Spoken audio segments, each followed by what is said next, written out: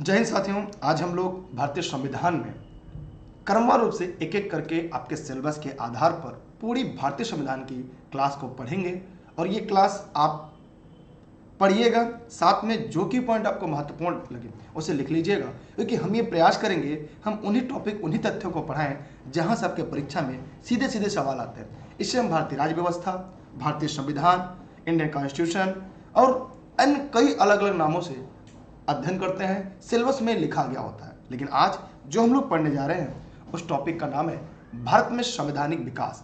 भारत में संविधान का विकास कैसे हुआ? क्या जो आज भारत का संविधान है, जो 26 जनवरी 1950 को लागू हुआ था, क्या वो एक दिन में ही बनकर तैयार हो गया था?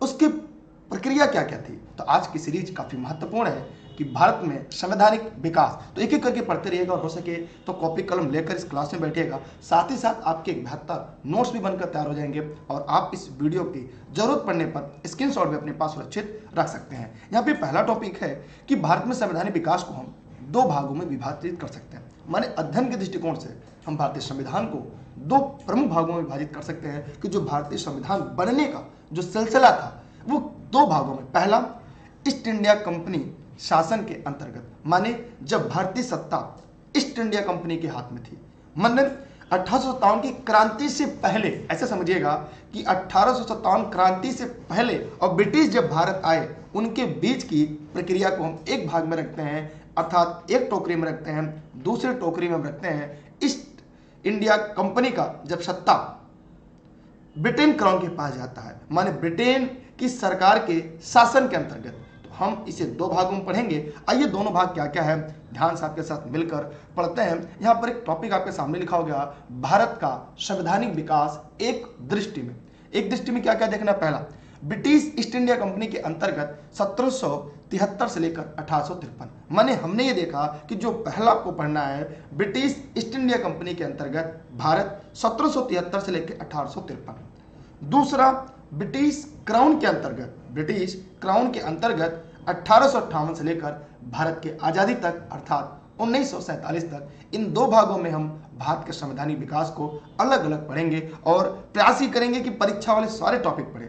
जिसमें अगर हमें देखें कि ब्रिटिश ईस्ट इंडिया कंपनी के अंतर्गत भारत में जो संवैधानिक विकास का कदम क्या रहा, पहले रेगुलेटिंग एक्ट आता है 1773, उसके बाद Pitt's India act 1784, charter act 1793, charter act 1813, charter act 1833, charter act 1853। तो ये हो गया ब्रिटिश ईस्ट इंडिया कंपनी के अंतर्गत भारत।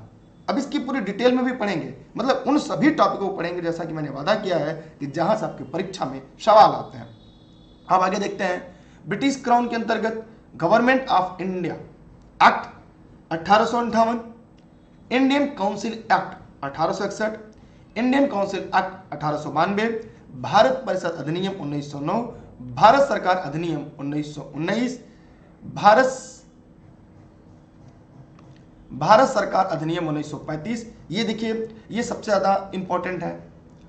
ये उसके बाद ये तीन जो है, भारत परिषद अधिनियम 1909, भारत सरकार अधिनियम 1919, भारत शासन अधिनियम 1935, एक ऐसे तीन टॉपिक है जहां से हर साल परीक्षा में लगभग सवाल आते हैं। फिर अगस्त प्रस्ताव 1940, क्रिप्स प्रस्ताव 1942, कैबिनेट मिशन 1946, माउंटबेटन योजना 1947। तो आज भारतीय संविधान के क्रमिक विकास में इन सभी टॉपिकों का हम अध्ययन करेंगे, क्योंकि आप लोग यह class e learning with Durgesh के चाहे यूट्यूब चैनल पर, फेसबुक पर, ऐप पर जहां भी देख रहे हैं, ये निःशुल्क क्लास आप सभी के लिए देश हित में, राष्ट्र हित में मैं अपने बचे हुए समय से आपके लिए लेकर आया हूं। तो चलिए अब हम इसके आगे अध्ययन अध्यापन का क्रम जारी रखते हैं। अब आपके सामने आता है कि भारत में अगर हम बात करें तो भारत का जो संवैधानिक विकास है, ये ईस्ट इंडिया कंपनी की जब स्थापना हो रहा था उसी समय शुरू हो जाता है। और यह कार्य एक राजलेख, ध्यान दीजिएगा, यह कार्य एक राजलेख के माध्यम से किया गया, जिसे सन 1600 का राजलेख कहा गया। मतलब अगर इसकी बात करें तो ये 1599 में ही एंट्री कर चुका था, लेकिन यह एक राजलेख जो था जिसके माध्यम से शुरू किया जाता था वो सन 1600 में। यह भी कहा जाता है ईस्ट इंडिया कंपनी 1600 में ही भारत आई थी, उसे हम राजलेख कहते हैं। फिर ब्रिटेन की जो महारानी थी एलिजाबेथ, 1600 ईस्वी में, ये प्रश्न आता है कौन? एलिजाबेथ। 1600 में इस राजलेख के माध्यम से ईस्ट इंडिया कंपनी को 15 वर्षों के लिए पूर्वी देशों के साथ व्यापार करने का एक अधिकार दिया। यहां से प्रश्न आता है कि महारानी एलिजाबेथ ने 1600 में कितने दिनों के लिए ईस्ट इंडिया कंपनी को पूर्वी देशों पर व्यापार करने का अधिकार दिया? तो वह है आपका 15 वर्ष। तो यहां पे एक प्रश्न तैयार हो गया। फिर हम लोगों ने आगे देखा कि उसके बाद तत्पश्चात 1726 में एक राजलेख द्वारा कोलकाता, मुंबई, मद्रास प्रेसिडेंसियों के राज्यपाल तथा उनकी परिषद को विधि, ध्यान दीजिएगा, विधि माने कानून बनाने की शक्ति प्रदान की गई। मोस्ट इंपॉर्टेंट है।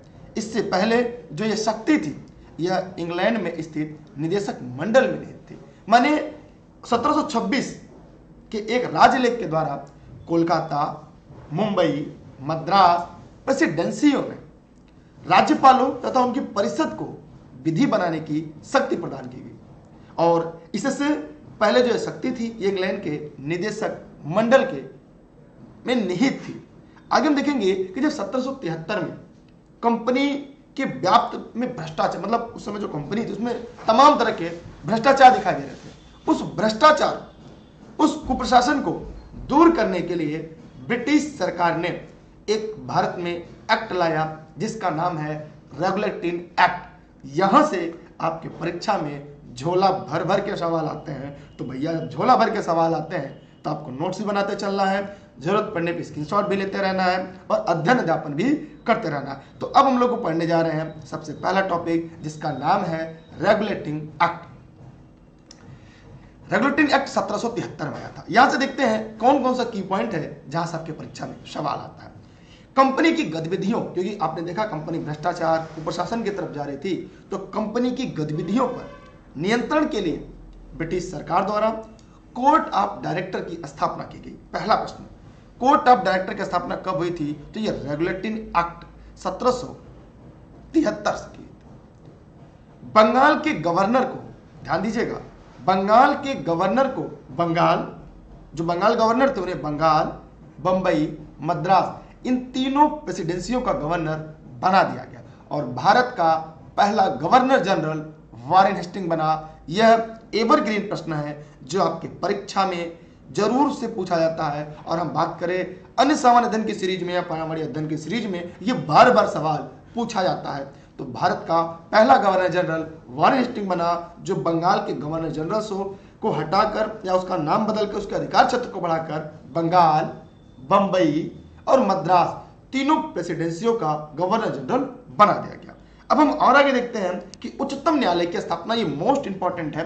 मैं चाहूंगा कि आप इसे जरूर पढ़िए, जरूर इसके बारे में जानते रहिएगा कि उच्चतम न्यायालय की स्थापना माने कलकत्ता में, पहली बार कलकत्ता में 1774 में उच्चतम न्यायालय की स्थापना की गई। एक सवाल यह बन गया कि उच्चतम न्यायालय कब बना? तो रेगुलेटिंग एक्ट या रेगुलेटिंग अधिनियम 1773 के तहत बना 1774 में।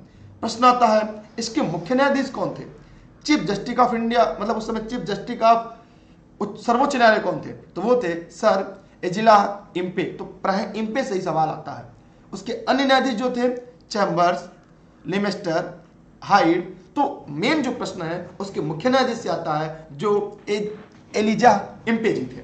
तो आप लोग चाहें तो इतने की स्क्रीनशॉट अपने पास रख लें। वैसे अगर आपने नोट्स लिया होगा तो आपके पास नोट्स भी उपलब्ध होंगे। इसके तहत कंपनी व्यापारियों को निजी व्यापार करने, इसके तहत क्या किया? कंपनी ने कर्मचारियों को उनको निजी व्यापार करने और भारतीयों से उपहार व रिश्वत लेना प्रतिबंधित कर दिया। माने जो भारतीय थे उनसे उपहार लेना, उनसे रिश्वत लेना, निजी व्यापार, इसको प्रतिबंधित कर दिया क्योंकि कंपनी को लगा इसके आड़ में उसके साथ भ्रष्टाचार ज्यादा हो रहा है। ठीक है, आप लोग इसकी स्क्रीनशॉट अपने पास रख लीजिएगा। और आगे चलते हैं हम लोग। यहां तक समझ में आ गया? किसी के मन में कोई प्रश्न हो, कोई डाउट हो तो पूछ सकता है। आगे हम लोग देखते हैं। अब आता है अगला चार्टर अधिनियम। यह भी इंपॉर्टेंट है। चार्टर अधिनियम 1793। इसके पहले चार्टर अधिनियम से पहले अगर आपने देखा होगा कि दो तीन चीजें छूट गई हैं, उन्हें हम, जैसे पिट्स इंडिया एक्ट था, उसको हम इस वीडियो के लास्ट सेशन में चर्चा कर देंगे कि पिट्स इंडिया एक्ट क्या था, किसके तहत लाया गया था, क्योंकि वहां सवाल नहीं पूछा जाता। इसलिए हमने ये प्रयास किया है कि उन्हीं तथ्यों को आपके सामने लाया जाए जहां से आपकी परीक्षा में सवाल पूछे जाते हैं। चार्टर अधिनियम 1793 से बहुत ज्यादा सवाल आते हैं। जैसे इसे हम बोर्ड ऑफ कंट्रोल माने नियंत्रण बोर्ड के सदस्यों को भारतीय राजस्व से वेतन देने की व्यवस्था की। माने जो बोर्ड ऑफ कंट्रोल थे, माने नियंत्रण बोर्ड के जो सदस्य थे, उनको क्या किया गया, जो भारतीय राजस्व था उससे वेतन देना शुरू किया गया। ब्रिटिश भारतीय क्षेत्र में जहां तक ब्रिटेन का कब्जा था, लिखित विधियों के द्वारा प्रशासन की नींव रखी गई। लिखित विधि माने एक कानून, विधि जहां शब्द आएगा समझिएगा अपने मन में कानून, आप समझिए क्या कानून, तो लिखित विधियों के द्वारा प्रशासन की नींव रखी गई तथा सभी कानूनों व विनियमों को व्याख्या का अधिकार न्यायालय को प्रदान किया गया। माने जो कानून थे, जिसकी विनियम थी, इसकी व्याख्या करने का अधिकार न्यायालय को प्रदान किया गया। तो ये था चार्टर अधिनियम 1793। मेरा एक सवाल है, पिट्स इंडिया एक्ट का नाम पिट्स क्यों पड़ा? जो भी साथी इस वीडियो को देख रहे हैं वे कमेंट करके बताएं कि जो पिट्स इंडिया एक्ट था उसका नाम पिट्स क्यों पड़ा। जवाब जरूर दीजिएगा। हम उन्हीं तथ्यों को पढ़ेंगे जहां से आपके परीक्षा में सवाल आते हैं। अब 1813 का राजलेख चार्टर एक्ट 1813, इसके मुख्य तथ्य क्या क्या थे? पहली बार ईसाई मिशनरियों को भारत में धर्म की प्रचार करने की अनुज्ञा दी गई। माने 1813 का जो राजलेख था, इसके माध्यम से पहली बार ईसाई मिशनरियों को भारत में धर्म प्रचार की अनुशंसा दी गई, अनुज्ञा दी गई कि भैया आप ईसाई धर्म का प्रचार कर सकते हैं। कंपनी के जो व्यापारिक अधिकार, जो एकाधिकार था कंपनी का, उसे समाप्त कर दिया जाता। लेकिन चीन के साथ व्यापार और चाय के व्यापार एकाधिकार को बनाए रखा। कब? 1813 के राजलेख के द्वारा। भारतीयों को शिक्षा पर प्रतिवर्ष 1 लाख रुपए खर्च करने का उपबंध किया। माने जो भारतीय हैं उनके ऊपर खर्च करने के लिए प्रतिवर्ष 1 लाख रुपया अनुबंधित किया या खर्च करने के लिए अनुबंध किया। तो ये था 1813 का राजलेख, जहां से आपके परीक्षा में सवाल पूछे जाते हैं। आप लोग जहां जरूरत लगे इसके स्क्रीनशॉट आप करते चलिएगा, ठीक है। अब हम थोड़ा सा और आगे चलते हैं।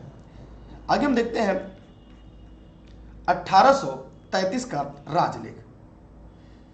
अब इसके बारे में देखिए, इसके जो संपूर्ण नोट्स है, क्लास है, वो आप लोग डेली क्लास के लिए टेलीग्राम जरूर ज्वाइन करिएगा। उस पर सर्च करिएगा दुर्गेश सर, बिना स्पेस दिए ई लर्निंग विद दुर्गेश आएगा, उसे आप लोग ज्वाइन कर लीजिएगा। टेलीग्राम पे सभी क्लास, वीडियो, नोट सब आपको निःशुल्क मिल जाएगी, एक ही जगह, एक ही प्लेटफॉर्म पे। और ई लर्निंग विद दुर्गेश का ऐप अगर हो सके तो प्ले स्टोर से डाउनलोड कर लीजिएगा, क्योंकि उन्हीं की देन है मैं आपके लिए लाइव पढ़ा पाता हूँ जब भी मेरे पास समय बच जाता है। हम बात करते हैं 1833 का राजलेख, चार्टर एक्ट ऑफ 1833। ये तीसरा चार्टर अधिनियम पारित कर कुछ प्रावधान किए गए, जैसे कंपनी का अधिकार 20 वर्ष के लिए फिर से बढ़ा दिया जाता है। अब बंगाल के गवर्नर जनरल को संपूर्ण भारत का, ध्यान दीजिएगा, संपूर्ण भारत का गवर्नर जनरल बना दिया गया। अभी आपने देखा बंगाल के गवर्नर जनरल जो थे उन्हें बंगाल के साथ बंबई, मद्रास का भी गवर्नर जनरल कह दिया जाता है, लेकिन अब संपूर्ण भारत का गवर्नर जनरल कहा जाने लगा। कब? 1833 के राजलेख के द्वारा, राजलेख के माध्यम से क्या किया गया कि जो बंगाल के गवर्नर जनरल थे उन्हें संपूर्ण भारत का गवर्नर जनरल बना दिया गया, और पहला भारत का governor general Lord William waiting बना। ध्यान दीजिएगा, यहां से सवाल आपकी परीक्षा में पूछे जाते हैं। ये प्राय आधुनिक भारत के इतिहास, भारतीय राज्य व्यवस्था, भारतीय संविधान, इसके माध्यम से सवाल पूछे जाते हैं। तो हमने देखा कि कंपनी के जो व्यापारिक एकाधिकार, चाय तथा चीन के साथ व्यापार को भी पूर्णतः समाप्त कर दिया जाता है। यहां पे जो कंपनी के व्यापारिक एकाधिकार थे भारत में समाप्त कर दिए गए थे, लेकिन चीन के साथ अभी भी थे। लेकिन 1833 में चीन के साथ भी चाय और अन्य जो व्यापार थे उसे भी समाप्त कर दिया जाता है 1833 के राजलेख के द्वारा।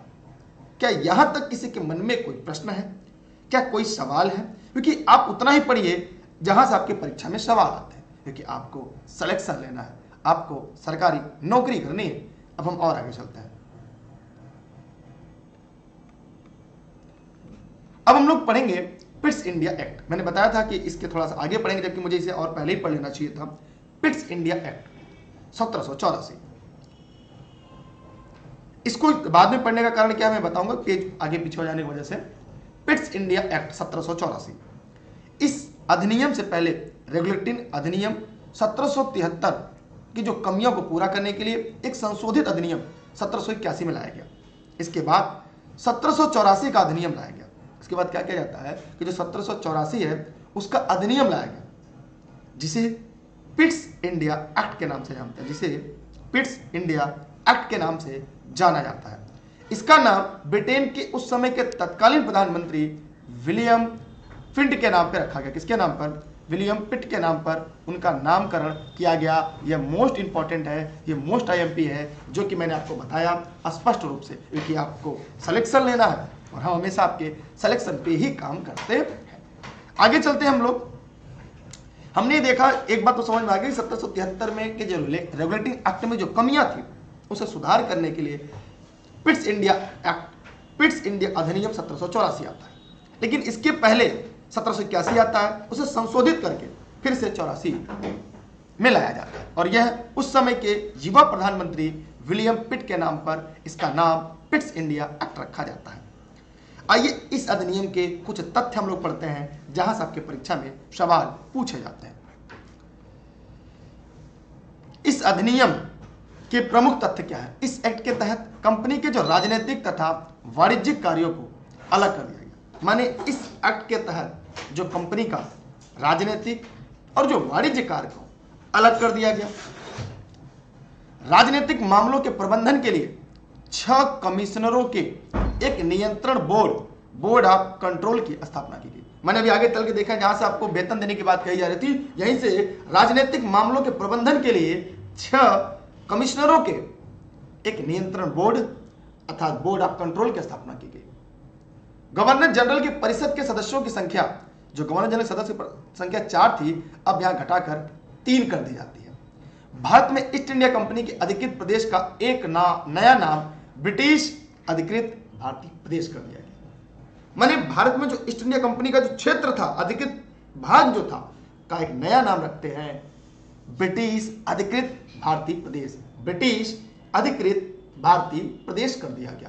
तो आप लोग इसे स्क्रीनशॉट ले लीजिएगा। ये पिट्स इंडिया एक्ट का था, जो पीछे पढ़ना था, लेकिन गलती से पेज आगे हो जाने की वजह से मैंने भी ध्यान नहीं दिया। अब अगला एक था 1786 का अधिनियम। 84 के बाद एक अधिनियम आता है 2 साल के बाद। गवर्नर जनरल को मुख्य सेनापति की भी यहाँ पे शक्तियां प्रदान कर दी जाती हैं और साथ ही साथ हमने और आपने देखा कि गवर्नर जनरल को विशेष परिस्थितियों में अपने परिषद के निर्णय को अपने निर्णय को लागू करने का अधिकार दिया गया। माने जो गवर्नर जनरल था उसे विशेष परिस्थितियों में अगर वो चाहे तो जो उनकी परिषद थी उसके निर्णय को निरस्त कर सकता था और अपने निर्णय को लागू करने का अधिकार 1786 के अधिनियम एक्ट में दिया गया। यह भी परीक्षा के लिए इतना इंपॉर्टेंट है, इसलिए इसे भी अपने पास नोट डाउन कर लीजिएगा, चाहे तो स्क्रीनशॉट के तौर पर अपने पास रख सकते हैं। ठीक है, अब हम और आगे चलते हैं। इसकी आप लोग स्क्रीनशॉट रख लीजिएगा। अब हम और आगे चलते हैं। आगे हम लोगों ने देखा कि भारत में दास प्रथा के विरुद्ध, अच्छा देखिए यहाँ पे थोड़ी सी त्रुटि हो गई, तो मैं आपको 1 मिनट का मैं आपका समय लूंगा। मैं आपको चीजें सीक्वेंस में कर दे रहा हूं, 1 मिनट आप लोग रुकिएगा।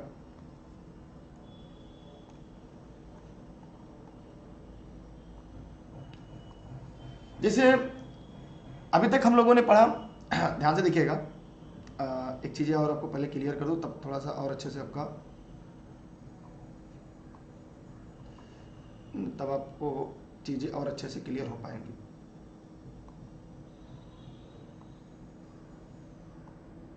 एक मिनट के रहिएगा आप लोग, थोड़ा सा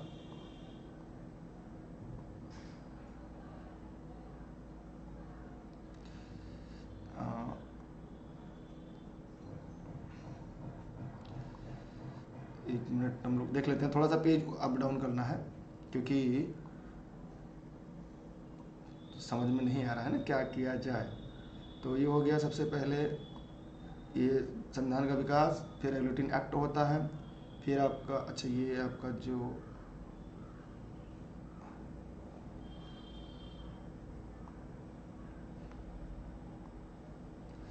अब हम लोग देखते हैं ये क्या, अच्छा ठीक है, ये हो गया 1786 का अधिनियम हो जाता है। फिर हमारे सामने आता है 1833, 1786, इसमें हम लोगों ने देखा, अच्छा पीपल्स इंडिया एक्ट हो गया आपका। उसके बाद है आपका, हाँ ठीक, ये सही है, 1793 हो जाता है, ठीक है, 1793 हम लोगों ने पढ़ लिया। फिर 1833 का राजलेख पढ़ लिया, ठीक है, ठीक, अब एकदम सही है, ठीक है। अब हम लोगों ने देखा कि एक बार मैं सिक्वेंस में आपको फिर से दिखा दे रहा हूँ मैंने हम लोगों ने क्या क्या पढ़ा।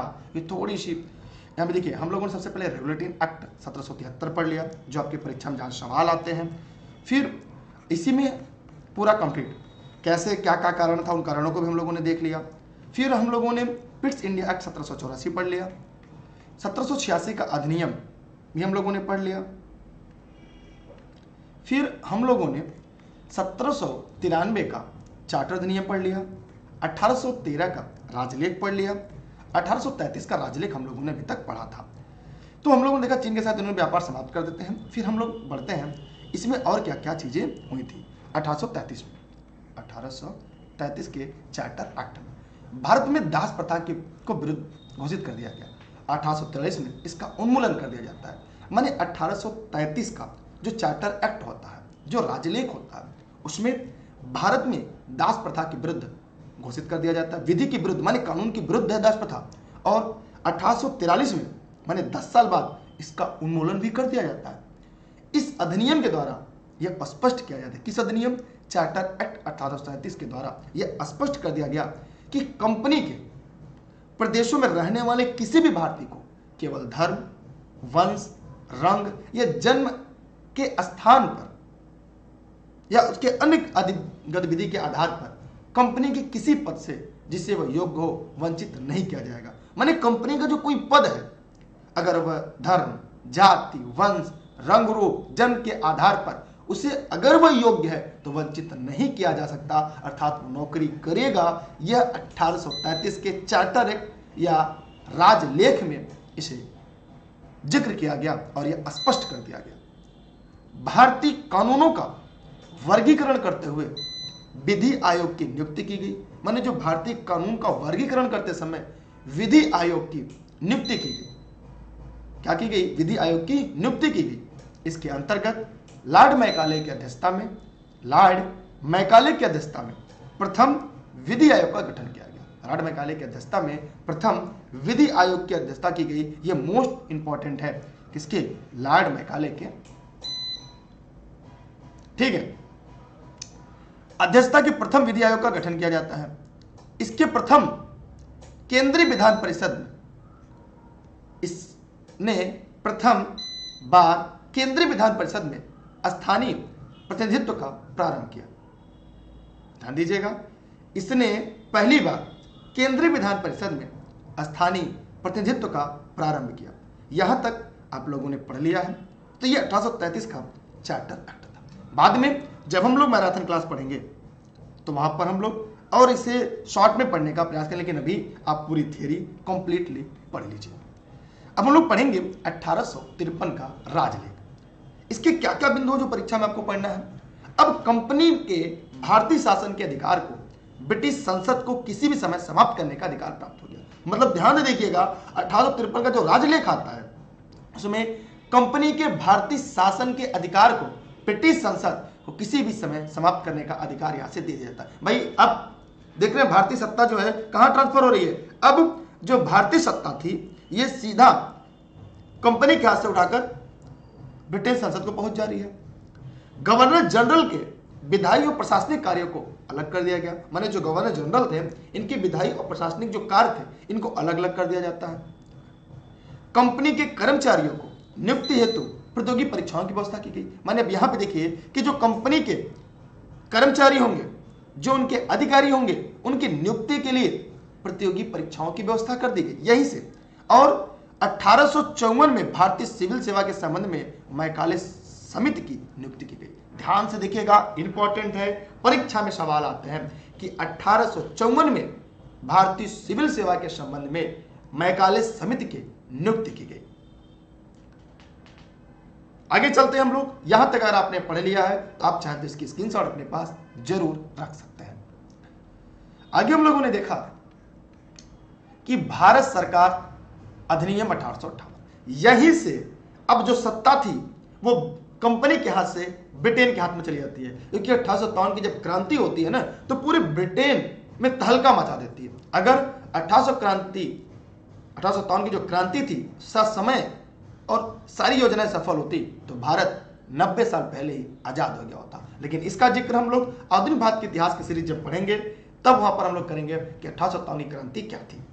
भारत सरकार अधिनियम 1858, लॉर्ड पाल्मर्स्टन ने 12 फरवरी 1858 को भारत के दोहरे शासन को, जो भारत की दोहरी शासन थी उसको दोषों को दूर करने के लिए एक विधेयक संसद में रखा। लेकिन ऐसा कुछ इंग्लैंड में या ब्रिटेन में कुछ हुआ कि पाल्मर्स्टन को अपने पद से त्याग पत्र देना पड़ा। इसके बाद लॉर्ड डर्बी, इसके बाद कौन आते हैं, लॉर्ड डर्बी ब्रिटेन के प्रधानमंत्री बने। उनके काल में 2 अगस्त 1858 को महारानी विक्टोरिया के हस्ताक्षर के बाद यह विधेयक पारित होता है। ठीक है, यह विधेयक क्या हो जाता है, पारित हो जाता है। फिर आगे हम लोग देखते हैं। देखिए ये सारी चीजों को एक से दो बार आप लोग देखिएगा, जैसे वीडियो आप लाइव सेशन में देखिएगा तो कोशिश करिएगा कि इस वीडियो को एक से अधिक बार देखने का, क्योंकि एक दो बार देख लेंगे तो हो जाएगा। यह भारत शासन अधिनियम का मोस्ट इंपॉर्टेंट, यही 1858 का जो विधेयक था इसे भारत शासन अधिनियम के नाम से जाना गया। मोस्ट इंपॉर्टेंट इसका उद्देश्य क्या था, माने जो 1857 के विद्रोह जैसी घटना कभी दोबारा न देखने को मिले, उसकी पुनरावृत्ति न हो, इसको रोकना, साथ ही प्रशासनिक व्यवस्था को स्थापित करके भारत का उपयोग ब्रिटिश औपनिवेशिक हित में करना था। यह था आपका प्रमुख बिंदु। इसके मुख्य तथ्य क्या है वो हम लोग पढ़ते हैं, जहां से आपके परीक्षा में सवाल पूछे जाते हैं सामान्य दिन की सीरीज में। आइए उस तथ्य को भी हम एक बार देख लेते हैं। इस अधिनियम को भारत में शासन की अच्छा बनाने वाला अधिनियम कहा गया। माने जो ये भारत शासन अधिनियम 1858 होता है, इसे भारत में शासन की को अच्छा बनाने वाला अधिनियम कहा गया। भारत में ईस्ट इंडिया कंपनी का शासन समाप्त हो जाता है। भारत में ईस्ट इंडिया कंपनी का शासन समाप्त कर दिया जाता है। अब भारत शासन ब्रिटिश के क्राउन के अधीन हो जाता है। यह याद रखिएगा, यह आपके परीक्षा में पूछा जाता है। किसके, ब्रिटिश क्राउन के अधीन हो जाता है। कब, 1858 में। पहले ईस्ट इंडिया कंपनी के अधीन था, अब ये ब्रिटेन क्राउन के अधीन हो जाता है। निदेशक मंडल और नियंत्रक मंडल को समाप्त कर दिया गया। जो निदेशक मंडल और नियंत्रण मंडल था इसे समाप्त कर दिया जाता है और सभी अधिकार भारत को दे दिए जाते हैं। अब ये सारे अधिकार किसको, भारत को दे दिए जाते हैं। भारत के गवर्नर जनरल को अब भारत का वायसराय कहा जाने लगा। अभी देखा, पहले बंगाल का गवर्नर जनरल कहा जाने लगा, फिर भारत का गवर्नर जनरल कहा जाने लगा, अब वायसराय कहा जाने लगा। 3 प्रश्न आपकी परीक्षा में बनेगा। भारत का पहला बंगाल का गवर्नर कौन था, फिर भारत का गवर्नर कौन बना, दूसरा पहला वायसराय कौन बना। ये 3 प्रश्न है, तीनों अपने कॉपी में लिख लीजिएगा। हो सकता है आपके परीक्षा में यही सवाल आ जाए, क्योंकि हम लोग भारतीय संविधान की विकास का क्रम पढ़ रहे हैं। तो पहला वायसराय लॉर्ड कैनिंग बना। कौन बना, लॉर्ड कैनिंग भारत का पहला वायसराय बनता है। भारत में मंत्री परिषद की व्यवस्था की गई। भारत में अब क्या की गई, मंत्री परिषद की व्यवस्था की गई। किसकी की गई, मंत्री पद की व्यवस्था की गई और 15 सदस्यों की एक मंत्री परिषद बनाई गई। भारत में क्या किया गया, अब मंत्री परिषद की व्यवस्था की गई और 15 सदस्यों की एक मंत्री परिषद बनाया जाता है। भारत शासन अधिनियम 1858 के तहत भारतीय जो मामले थे उस पर सीधा जो नियंत्रण हो गया, अब ब्रिटिश संसद का नियंत्रण हो गया। किसका हो गया, ब्रिटिश संसद का, उस पर सीधा प्रत्यक्ष नियंत्रण हो गया। और मुगल सम्राट का जो पद था इसे समाप्त कर दिया गया। जो मुगल सम्राट का पद था इसे समाप्त कर दिया गया। भारत में शासन को चलाने के लिए ब्रिटिश मंत्रिमंडल में एक सदस्य के रूप में भारत के राज्य सचिव, secretary of state for India की नियुक्ति की गई। यह मोस्ट आईएमपी है। इतने टॉपिक की आप सभी साथी स्क्रीनशॉट अपने पास जरूर रख लीजिएगा। ठीक है, इसे ध्यान दीजिएगा कि भारत शासन के संचालन के लिए ब्रिटिश मंत्रिमंडल में सदस्य के रूप में भारत में राज्य सचिव, secretary of state for India की नियुक्ति की गई। वायसराय राज्य सचिव के प्रति जवाबदेह था। ये मोस्ट आईएमपी है। आपको सरकारी नौकरी करनी है तो ये ध्यान से पूरे तथ्य को पढ़ लीजिएगा, कोई भी गलती मत करिएगा, उसके जिम्मेदार आप होंगे। इसे 2 से 3 बार पढ़ लेंगे तो आपको सारी चीजें कंठस्थ हो जाएंगी, सारी चीजें आपको याद हो जाएंगी, कहीं भी किसी प्रकार की आपको समस्या नहीं रहेगी। अब हम और आगे चलते हैं, यहां तक आप लोग रख लीजिएगा। यहाँ पे 3-4 टॉपिक थे जो इंपॉर्टेंट है। माने भारतीय मामलों ब्रिटिश संसद का सीधा नियंत्रण भारत शासन अधिनियम 1858 से होता है। मंत्रिपरिषद का गठन किया जाता है, यह भारतीय शासन अधिनियम 1858 में होता है। भारत में शासन संचालन के लिए ब्रिटिश मंत्रिपरिषद के सदस्य के रूप में नामित किया जाता है राज्य सचिव। यह भी मोस्ट इंपॉर्टेंट है, राज्य सचिव। ठीक है, अब हम लोग और आगे चलते हैं। अगला है आपके सामने, शायद आपको भी दिख रहा होगा, कह रहे भारतीय परिषद अधिनियम 1861। यह भी मोस्ट इंपॉर्टेंट है, कह रहा है कि भारतीय परिषद अधिनियम 1861। इसको भी हम लोग ध्यान से पढ़ लेते हैं सभी लोग। भारतीय परिषद अधिनियम 1861 ये बहुत ही इंपॉर्टेंट है। हाँ देखिए, आप लोग नोट्स या क्लास समझने जानकारी चाहिए तो इस नंबर पर आप ना व्हाट्सएप करके जानकारी ले सकते हैं। कि मुझे इस बारे में जानकारी नहीं, इसलिए यहाँ पे आप लोग कमेंट नहीं करिए। ये जौनपुर जनपद के सिराजे हिंद से और ई लर्निंग विद दुर्गेश के ऐप में जाएंगे, सब कुछ आपको मिल जाएगा। ये सभी क्लासें मेरे द्वारा फ्री, अपने बचे हुए समय पे निःशुल्क, देश हित में राष्ट्र हित में है। देखिए भारतीय परिषद अधिनियम क्या है, हम वो चीजें लेकर आते हैं, वो टॉपिक जहां से परीक्षा में सवाल है। भारतीय परिषद अधिनियम 1861 माने गवर्नर जनरल की जो कार्यकारिणी परिषद की संख्या में अब वृद्धि कर दी गई। गवर्नर जनरल की जो कार्यकारिणी संख्या थी उसको बढ़ोतरी की गई। द इंडियन काउंसिल एक्ट 1861 माने भारत परिषद अधिनियम 1861 सदस्यों की संख्या कम से कम 6 और अधिकतम 12 हो सकती थी। माने 6 से कम नहीं और 12 से ज्यादा हो सकती थी। भारतीयों को नियंत्रित करने लिए, भारतीयों को कंट्रोल करने के लिए 3 कानूनों को, जो बहुत ही इंपॉर्टेंट है, मैं ये कहूंगा कि इसकी स्क्रीनशॉट रखिएगा। भारतीय दंड संहिता आईपीसी मोस्ट इंपॉर्टेंट है भैया, मोस्ट इंपॉर्टेंट मेरे प्यारे साथियों, याद रखिएगा। आपराधिक प्रक्रिया कोड, नागरिक प्रक्रिया कोड माने सीआरपीसी, आईपीसी, सीसीपीसी, ये 3 कानून तत्काल प्रभाव से लागू किए गए, जो आज तक उसका जो प्रभाव है देखने को मिलता है। आज भी इन तीनों आईपीसी, सीआरपीसी, सीसीपीसी माने भारतीय दंड संहिता, आपराधिक प्रक्रिया कोड, नागरिक प्रक्रिया कोड, इतना आप लोग रट लीजिएगा, स्क्रीनशॉट करके रखिएगा, क्योंकि आपकी परीक्षा में सवाल यहां से आते हैं। अब हम और आगे चलते हैं और आगे देखते हैं और आपको आगे क्या क्या पढ़ना है। चीजें वो पढ़िए जहां से परीक्षा में सवाल है। टाइम पास करने वाले नहीं, ये वीडियो को देख लिया आपका सिलेक्शन हो गया, आप इस वीडियो को देख लिए सरकारी नौकरी पा गए, ऐसे चैनल पे मत जाइए। एक एक करके क्रमवार रूप से संपूर्ण भारतीय राज्य व्यवस्था, भारतीय संविधान ये पूरा हम लोग को खत्म करना है। अगला है आपके सामने 1873 का अधिनियम। 1873 का अधिनियम क्या था? इस अधिनियम के द्वारा यह उपबंध किया गया कि ईस्ट इंडिया कंपनी को अब किसी भी समय भंग किया जा सकता है। पहले 1858 में शक्ति छीन ली जाती है, अब यह भी कहा जाता है कि अब यह उपबंध कर दिया गया, ईस्ट इंडिया कंपनी को किसी भी समय भंग किया जा सकता है, जिसके अनुसरण में 1 जनवरी 1884 को ईस्ट इंडिया कंपनी को औपचारिक रूप से भंग कर दिया गया। मोस्ट इंपॉर्टेंट प्रश्न है, माने 1873 के अधिनियम में यह उपबंध किया गया कि ईस्ट इंडिया कंपनी को किसी भी समय भंग किया जा सकता है, जिसके अनुसरण में 1 जनवरी 1884 को ईस्ट इंडिया कंपनी को औपचारिक रूप से भंग कर दिया जाता है। किस रूप से? औपचारिक रूप से भंग कर दिया गया। अब यहां पे शाही उपाधि अधिनियम, एक नया टॉपिक आपको देखने को मिलेगा। इस अधिनियम के द्वारा वायसराय का, ध्यान दीजिएगा, इस अधिनियम के द्वारा वायसराय की केंद्रीय कार्यकारिणी में 6ठे सदस्य की नियुक्ति कर उसे लोक निर्माण विभाग का कार्य सौंपा गया। 28 अप्रैल 1876 को 28 अप्रैल 1876 को एक घोषणा के द्वारा महारानी विक्टोरिया को भारत की सामग्री घोषित किया गया। यह भी मोस्ट आईएमपी है। जी हाँ, कि यह वन लाइनर में पढ़िए, थियरी में पढ़िए। तो हम लोगों ने देखा कि 28 अप्रैल 1876 को एक घोषणा के द्वारा महारानी विक्टोरिया को भारत की सामग्री घोषित किया गया। यह बहुत ही इंपॉर्टेंट है।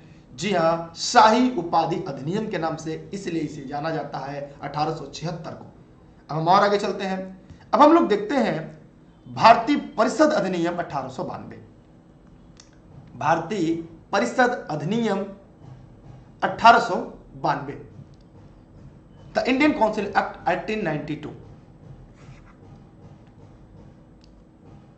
इस निर्वाचन पद्धति का आरंभ किया जाना इस अधिनियम की प्रमुख विशेषता थी। माने निर्वाचन पद्धति जो थी वह शुरू की गई, यह इस अधिनियम की एक सबसे बड़ी और प्रमुख विशेषता थी। क्या थी? कि निर्वाचन पद्धति का आरंभ किया जाना।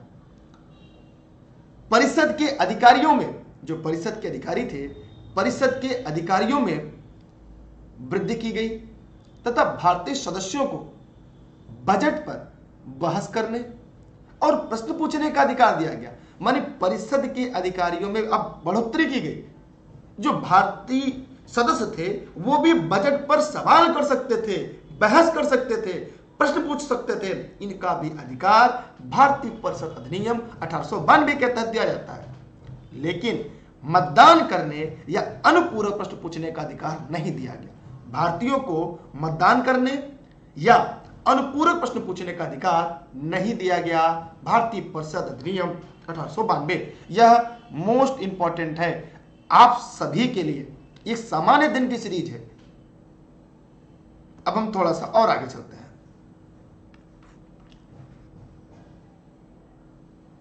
अब हम लोगों ने देखा कि भारतीय परिषद अधिनियम 1909, इसे हम मार्ले मिंटो के नाम से भी जानते हैं। इसे हम क्या जानते हैं? मार्ले मिंटो सुधार। इसके एक नाम से जानते हैं, कौन सा? मार्ले मिंटो सुधार अधिनियम 1909 के नाम से जानते हैं। भारत के लिए उस समय राज्य सचिव लॉर्ड मैकाले थे। राज्य सचिव कौन थे? Lord Macaulay. और वायसराय लॉर्ड मिंटो। इसके नाम पर 1909 के इस अधिनियम को मार्ले मिंटो सुधार क्या कहा गया? मार्ले मिंटो सुधार कहा जाता है। ध्यान दीजिएगा, मार्ले राज्य सचिव था, उस समय के राज्य सचिव थे, और वायसराय मिंटो थे। इन दोनों के नाम पर 1909 के भारत परिषद अधिनियम को मार्ले मिंटो सुधार अधिनियम 1909 कहा जाता है। यहां से क्या क्या की पॉइंट है वो हम लोग को पढ़ना है। केंद्रीय विधान परिषद के अतिरिक्त सदस्यों की सदस्य संख्या 16 से बढ़कर 60 हो गई। माने जो उनकी परिषद की संख्या थी वह क्या कर दी गई? वह 16 से बढ़कर अब 60 कर दी गई। यह आपके लिए एक इंपॉर्टेंट है।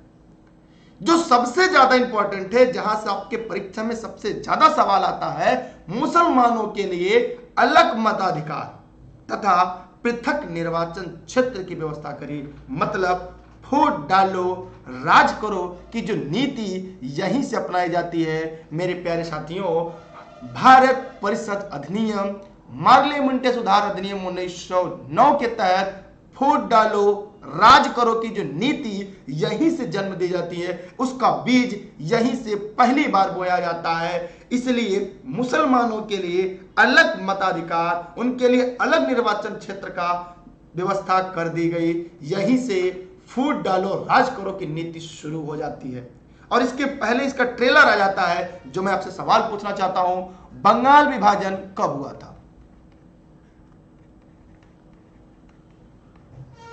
तो आपने कहा सर 1905 में। 1905 में बंगाल विभाजन हुआ था। किसके समय हुआ था? यह सवाल का जवाब कमेंट बॉक्स में दीजिएगा और उसका असर भारतीय परिषद अधिनियम 1909 में दिखाई देता है। अब हम और आगे चलते हैं और आगे देखते हैं, पढ़ते हैं और जानने का प्रयास करते हैं।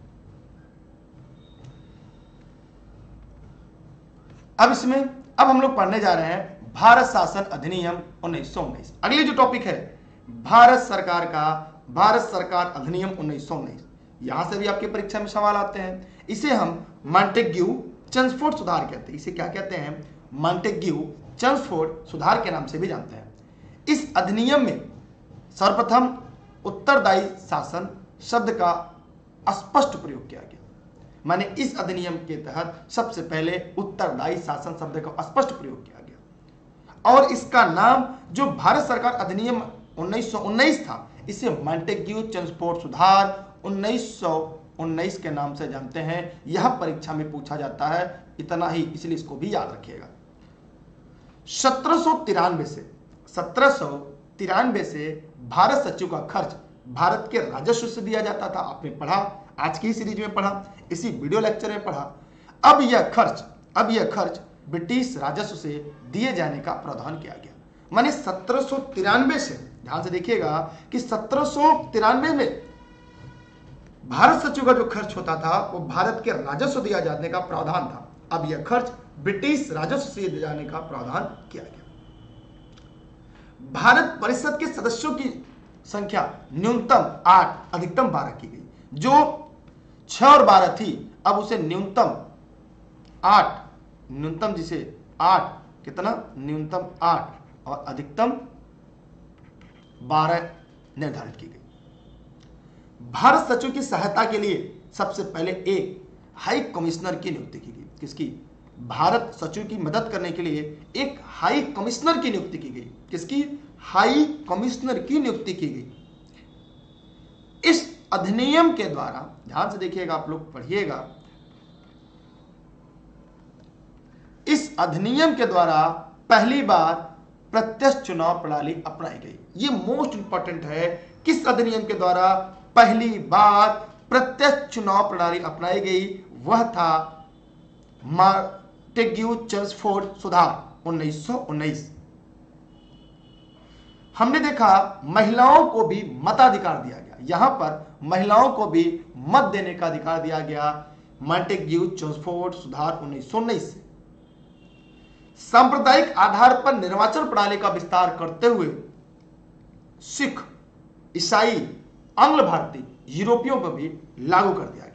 माने सांप्रदायिकता के आधार पर निर्वाचन प्रणाली को बढ़ा दिया गया।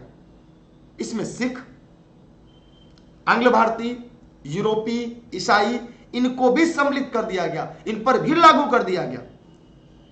केंद्र और राज्य बजट को अलग कर दिया गया। यह प्रश्न आपकी परीक्षा में कई बार पूछता है कि अब यहां पर जो केंद्रीय बजट और राज्य का बजट अब यहां से अलग कर दिया गया। अभी हाल की परीक्षाओं में ऐसे सवाल थे किस अधिनियम के द्वारा, तो मॉन्टेग्यू चेम्सफोर्ड सुधार के द्वारा केंद्रीय और राज्य दोनों के बजट अलग अलग कर दिए गए।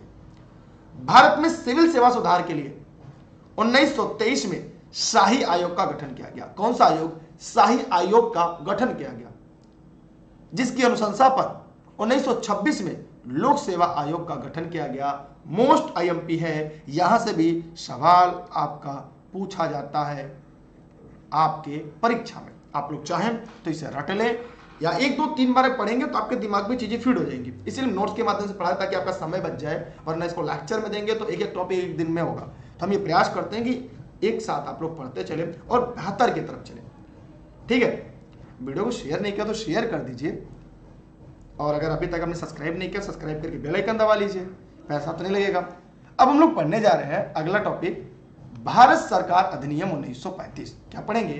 भारत सरकार अधिनियम 1935। भारत शासन अधिनियम 1935, भारत शासन अधिनियम 1935 ब्रिटिश संसद की संयुक्त प्रवर समिति की अनुशंसा के आधार पर लाया जाता है। हम बात करें अगर कि भारत शासन अधिनियम 1935 कब, यह ब्रिटिश संसद की संयुक्त जो प्रवर समिति के अनुशंसा के आधार पर इसे लाया जाता है। भारत शासन अधिनियम ब्रिटिश सरकार द्वारा पारित अन्य सभी अधिनियमों की अपेक्षा सबसे बड़ा, सबसे लंबा एक दस्तावेज था जो भारत में पूर्ण उत्तरदायी सरकार के गठन में सबसे महत्वपूर्ण भूमिका निभाता है। और आपको शायद एक बात पता भी हो कि जो भारत का संविधान बना उसमें सबसे ज्यादा हिस्सा 75% से ज्यादा हिस्सा सशब्द या थोड़े परिवर्तन के साथ भारत शासन अधिनियम का हिस्सा है। किसमें? भारतीय संविधान में।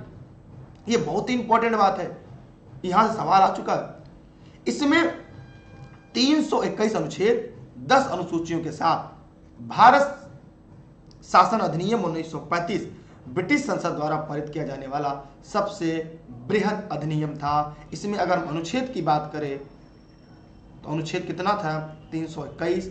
अगर हम अनुसूची की बात करें तो जो अनुसूचियों की संख्या थी वो 10। ये पारित करने वाला सबसे बड़ा विधेयक था भारत शासन अधिनियम 1935। यहां तक किसी के मन में कोई प्रश्न है, कोई सवाल है, कोई डाउट है तो कमेंट बॉक्स में कमेंट करके बताइएगा, ठीक है। इस समय भारत का वायसराय कौन था? आगे हम लोग देखते हैं कुछ अन्य की पॉइंट जहां से आपके परीक्षा में सवाल आ सकता है।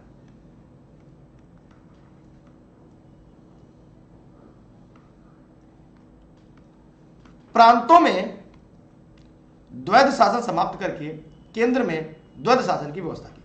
अब ध्यान दीजिएगा, यह मोस्ट इंपॉर्टेंट है आपके लिए कि जो प्रांत में द्वैध शासन को समाप्त कर दिया गया, द्वैध शासन समाप्त करके केंद्र में द्वैध शासन व्यवस्था की गई। इंपॉर्टेंट है, प्रांतों में द्वैध शासन समाप्त कर दिया गया लेकिन केंद्र में रखा गया। संघीय विषयों के दो भाग, एक आरक्षित, दूसरा हस्तांतरित, दो भाग रखा गया। संघीय विषय के दो भाग बांट दिया जाता है, आरक्षित, हस्तांतरित। इस अधिनियम में अखिल भारतीय संघ और प्रांतीय सेवा आयोग की भी स्थापना की जाती है। 1937 में संघीय न्यायालय की स्थापना की जाती है। 1937 में संघीय न्यायालय की भी स्थापना की जाती है। शक्तियों का विभाजन 1935 के अधिनियम द्वारा केंद्र और प्रांतों के मध्य शक्तियों का विभाजन 3 सूचियां बनाई गई। संघ सूची 59 विषय, प्रांतीय सूची जिसे राज्य सूची का विषय कहते हैं 54 विषय, समवर्ती सूची 36 विषय। मेरा सवाल है कि वर्तमान समय में संघ सूची में कितने विषय हैं? कमेंट करके बताइएगा। राज्य सूची में कितने विषय हैं और समवर्ती सूची में कितने विषय हैं, और यह किस अनुसूची का भाग है या किस अनुसूची में इसका वर्णन किया गया है। तो जितने भी साथी वीडियो को यहां तक देखे हैं, अगर आप डेली क्लास पढ़ेंगे तो यहां का जवाब कमेंट करके जरूर दीजिएगा। अपशिष्ट विषयों सहित कुछ आपातकालीन अधिकार वायसराय को सौंपे गए। जो अपशिष्ट विषय जो बच गए थे उन्हें अधिकार वायसराय को सौंप दिया जाता है। जैसे आज केंद्र को है, इस अधिनियम के द्वारा वर्मा और अदन को भारत से अलग कर दिया जाता है। इसके द्वारा भारत को वर्मा और अदन से अलग कर दिया जाता है, ठीक है। आगे देखते हैं, जैसे कुछ टॉपिक छूट रहा है वो भी आगे हम लोग डिस्कस करेंगे।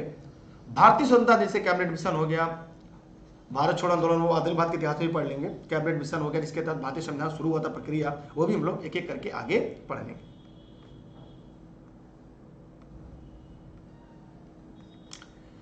मुख्य तथ्य, इंडियन इंडिपेंडेंट एक्ट 1947, भारतीय स्वतंत्रता अधिनियम 1947। अब यहां पे ध्यान से देखते हैं, 4 जुलाई 1947 को लॉर्ड लुई माउंटेन द्वारा ब्रिटिश संसद में भारतीय स्वतंत्रता अधिनियम 1947 पेश किया गया, जो 18 जुलाई 1947 को स्वीकृत हुआ। यह आपके लिए मोस्ट आईएमपी है। माने भारतीय स्वतंत्रता अधिनियम 1947 4 जुलाई 1947 को, कब? 4 जुलाई 1947 को लॉर्ड लुईस माउंटेन के द्वारा, लॉर्ड लुईस माउंटेन द्वारा ब्रिटिश संसद में रखा जाता है स्वतंत्रता अधिनियम 1947, जो 18 जुलाई को 14 दिन के बाद 1947 में स्वीकृति से मिल जाती है। इस अधिनियम में कुल 20 धाराएं थी। कितनी थी? 20 धाराएं थी। 15 अगस्त 1947 को भारत में महामहिम की सरकार का उत्तरदायित्व ब्रिटिश भारत एवं भारतीय रियासतों पर समाप्त हो जाता है। 15 अगस्त 1947 को एक तरह से हम कहते हैं भारत आजाद हो गया। मतलब महामहिम की सरकार का जो उत्तरदायित्व था वो ब्रिटिश भारत एवं भारतीय रियासतों पर समाप्त हो गया। प्रत्येक डोमिनियन हेतु अलग अलग गवर्नर जनरल, पृथक अथवा अलग अलग विधानमंडल होगा। जिसे विधि बनाने का, कानून बनाने का पूरा अधिकार होगा। ब्रिटिश सांसद इसमें कोई हस्तक्षेप नहीं कर सकते। ब्रिटिश संसद इसमें किसी प्रकार का कोई भी हस्तक्षेप नहीं कर सकता। वायसराय का पद समाप्त कर दिया गया। जो वायसराय का पद था इसे भी समाप्त कर दिया गया। एक सवाल आपके मन में आ रहा होगा कि सर सभी एक बार वो पढ़ा दीजिए, सभी वायसराय कौन कौन थे, गवर्नर जनरल को, उसकी एक अलग वीडियो बनेगा हम लोग जब भारत आधुनिक भारत का इतिहास पढ़ेंगे वहां पर, वैसे आपको मिल जाएगा, परेशान न होइए। अब यहां पे कुछ की पॉइंट पढ़ लेते हैं जहां सबके परीक्षा में सवाल आते हैं। ये एनसीईआरटी के फैक्ट है, तो आप लोग ध्यान से इसको पढ़िएगा और एक बात ध्यान दीजिएगा, इस वीडियो को शेयर जरूर करिएगा अपने साथी मित्रों तक, जरूर से, ठीक है। इसकी नोट्स आपको मिल जाएगी, आप घर बैठे प्राप्त कर सकते हो। उसके लिए आपको नंबर दिया ही था मैंने, क्लास हो, नोट्स हो, आप यहां से ज्वाइन कर सकते हैं।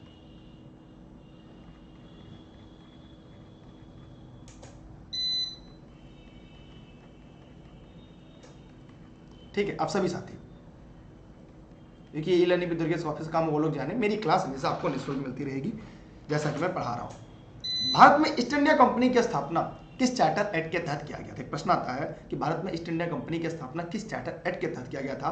तो 1600 के चार्टर एक्ट के द्वारा। किसके द्वारा? 1600 के चार्टर एक्ट के द्वारा।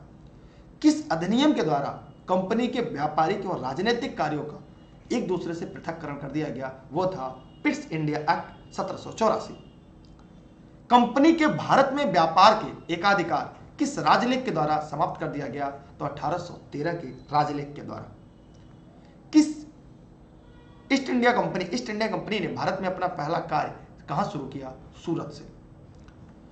सती प्रथा का अंत किस गवर्नर जनरल में हुआ? लॉर्ड विलियम बेटिक के समय। किसके समय? लॉर्ड विलियम बेटिक के समय। भारत में कंपनी का शासन कब अंत हुआ?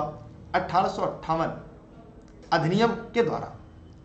भारत में गवर्नर जनरल का नाम बदलकर कब वायसराय रखा गया? 1858 के अधिनियम के द्वारा। फिर हम लोगों ने आगे देखा कि बंगाल का प्रथम गवर्नर जनरल वॉरेन हेस्टिंग था। 1765 में एंग्लो इंडियन के इतिहास का युग परिवर्तन काल किसने कहा? इल्बर्ट ने। परीक्षा में प्रश्न पूछा जाता है और कई बार भी यहां से सवाल आए हैं कि इतिहास का युग परिवर्तन काल किसने कहा? इल्बर्ट ने कहा। 1765 में एंग्लो इंडियन का इतिहास का मुख्य परिवर्तन काल इल्बर्ट ने कहा। फूट डालो राज करो, यह नीति का अधिनियम भारत परिषद अधिनियम 1909, या हम कह सकते हैं कि मार्लेमेंटो सुधार अधिनियम 1909। भारत में संघीय सरकार की स्थापना का प्रस्ताव भारत शासन अधिनियम 1935 में रखा गया। संविधान निर्माण के लिए संविधान सभा गठन का प्रस्ताव क्रिप्स मिशन, वैसे टॉपिक हम लोग को पढ़ाना मैं जल्दी पढ़ाऊंगा, 1942 क्रिप्स मिशन 1942 के द्वारा लाया गया। क्रिप्स मिशन को उत्तर दिनांकित चेक महात्मा गांधी ने कहा। किसने कहा? आउटडेटेड चेक या उत्तर दिनांकित चेक महात्मा गांधी जी ने कहा क्रिप्स मिशन को। यह कब आया था? 1942। कैबिनेट मिशन भारत आया था 1946 में। यहां से भी सवाल आता है ये कब आया था? 1946 में। ठीक,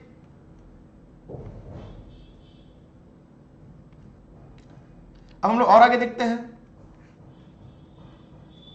हम लोगों ने यहां तक देखा कि दास प्रथा को गैर कानूनी किस अधिनियम द्वारा घोषित किया गया? दास प्रथा को तो 1833 का चार्टर अधिनियम, 1833 का जो चार्टर अधिनियम था इसके द्वारा दास प्रथा को पूरी तरह से गैर कानूनी घोषित किया गया। 1843 के इसके नियम में 5 मतलब नियम 5 से इस पर रोक लगा गई। मैंने 1843 से नियम 5 से दास प्रथा पर पूरी तरह से रोक लगा गई। मार्लेमेंटो अधिनियम 1909 की रिपोर्ट पारित किया गया सर अरुंडले समिति के द्वारा। वायसराय की परिषद में सर्वप्रथम किस भारतीय को शामिल किया गया? तो सत्येंद्र प्रसाद सिन्हा को। किसे? सत्येंद्र प्रसाद सिन्हा को। वायसराय की परिषद में सबसे पहले किस भारतीय को शामिल किया गया? सत्येंद्र प्रसाद सिन्हा को।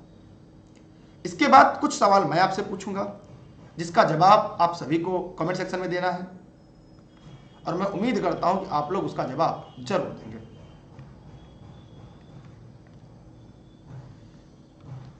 आंतरिक सरकार का गठन किस योजना के तहत किया गया? तो कैबिनेट मिशन 1946। यह सवाल आपके परीक्षा में पूछा जाता है। मुस्लिम लीग कब सरकार में शामिल हुई? तो 26 अक्टूबर 1946 को मुस्लिम लीग सरकार में शामिल होती है। आंतरिक सरकार का उपाध्यक्ष कौन था? पंडित जवाहरलाल नेहरू। भारतीय संविधान भारतीयों की इच्छा अनुसार होगा, यह महात्मा गांधी जी का कथन था। भारत एवं पाकिस्तान विभाजन किस अधिनियम के द्वारा हुआ? भारतीय स्वतंत्रता अधिनियम 1947। भारतीय स्वतंत्रता अधिनियम ब्रिटिश संसद द्वारा कब पारित किया गया?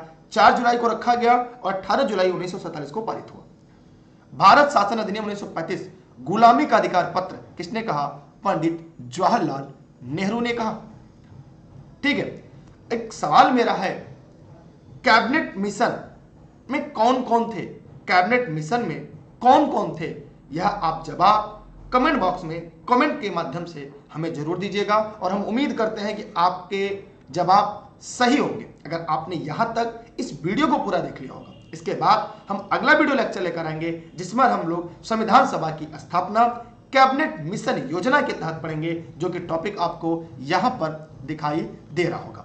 आप सभी साथी अगर यहां तक वीडियो देख लिए हैं, इस वीडियो को शेयर करिएगा अपने व्हाट्सएप के स्टेटस पर, अपने व्हाट्सएप ग्रुप पर, फेसबुक ग्रुप पर, अपने फेसबुक पेज पर। और इस वीडियो की जो पूरी सीरीज है, इसकी जो प्रैक्टिस सेट है, वो ई लर्निंग विद दुर्गेश के ऐप पर उपलब्ध होगा।